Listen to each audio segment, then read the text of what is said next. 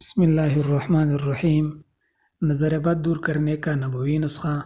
حضرت جبرائیل علیہ السلام نے نظر بد دور کرنے کا ایک خاص وظیفہ حضور اکرم صلی اللہ علیہ وسلم کو سکھایا اور فرمایا کہ حضرت حسن و حضرت حسین رضی اللہ عنہما پر پڑھ کر دم کیا کریں۔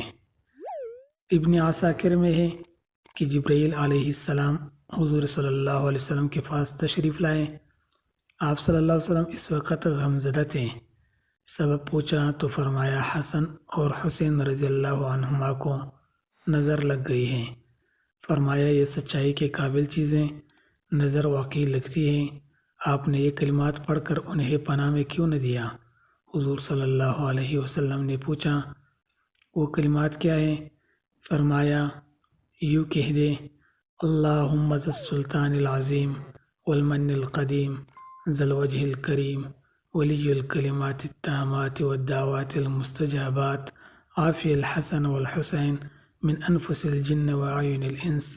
ترجمہ: اے اللہ عظیم بادشاہت والے، قدیم احسان والے، باعزت ذات والے، کامل باتوں کے والی، دعاؤں کو قبول کرنے والے، حسن و حسین کو عافیت عطا فرمائے جنی و انسانی بدنگاہوں سے۔